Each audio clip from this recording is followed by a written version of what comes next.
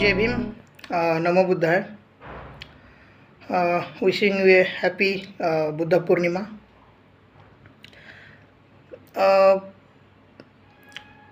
As in this series, we are talking about several facets of Baba Saheb Dr. Bhimrao Ambedkar.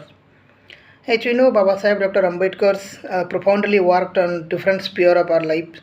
His work on social, economic, political, legal sphere of India during his time. So you know Baba Saheb Ambedkar is the father of Indian constitutions, a former first law minister of India. He was the leader of oppressed community, fighters of the oppressed sections of the society. But as I told, there are multiple facets of Baba Saheb Ambedkar. Among all these, Baba Saheb Ambedkar was of the greatest scholar of the Buddhism in the modern world. And his contributions to his conversion to Buddhism from Hinduism in 1956 was one of the significant events in the modern history of the Buddhism. I will be telling about why Baba Saheb Ambedkar is known as Bodhisattva. So in Bodhisattva, it's a state of mind, or Bodhisattva is the highest spiritual title that is being conferred to a Buddhist practitioner or a Buddhist monk who get enlightenment, who attend the spiritual enlightenment and that lived, liberate himself from the samsaric life or the worldly life. And Bodhisattva is a person who, after getting enlightenment, after getting the Buddhahood, didn't live alone. He dedicated his life, his or her life, for the liberation of the others. Bodhisattva is a Buddhist.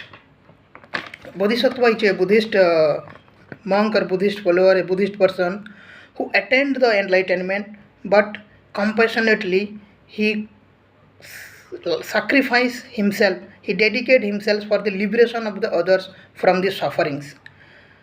So in the Buddhist history, we can see there are several bodhisattva who have sacrificed their life to alleviate the suffering of the other people, to uplift the people, to liberate the people, those who are suffering from different kind of problems like social, political, personal, whatever. So in the modern world, if we see in Indian context, Baba Saheb Dr. Ambedkar, from starting of his public life to the end of his till his Mahaparinirman, if we see from 1916 to 1956, during this time period, whatever he did for the upliftment of the weaker sections, upliftment of the oppressed community, particularly for the erstwhile untouchable community, to provide them a dignified life, legal rights, political strength, social upliftment, dignity. Selflessly, tirelessly, Ambedkar worked for this community. He achieved several high level or several great big positions during that time. Like he was working in the government of Baroda that time. Then he was a professor. Then he became a member of the Constituent Assembly, labor member, then law minister. But all of his positions, if we see, he used his talent, positions, everything for the community. Everything for the community.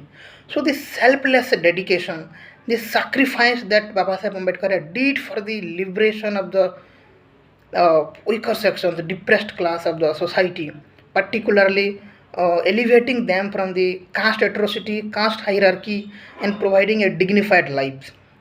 This selfless struggle, dedicated activism for a whole life for the community, made Baba Saheb Ambedkar Bodhisattva. So, honoring this contribution of Baba Saheb Ambedkar, in 1954, the World Buddhist Council held in Kathmandu, Nepal, Buddhist monks had given Dr. Ambedkar the highest title of Buddhism, Bodhisattva.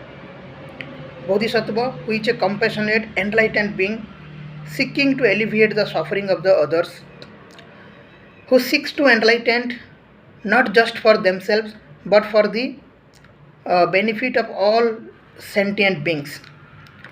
So because of its committed self-sacrificing effort to liberate millions of oppressed people from the caste-based sufferings and poverty, Baba Sahib Ambedkar, also known as a Bodhisattva, or we can say modern Bodhisattva. In the modern society, he redefined the Buddhism, he redefined the Buddhist philosophy, how it can alleviate or how it can, what we say, uplift the people from the suffering. So Baba Sahib Ambedkar is architect of the Indian Constitution. He is a profound scholar of Buddhism. He is a profound exponent of the modern Buddhism and its conversion to the Buddhism. It is one of the greatest events in the world history of the Buddhism.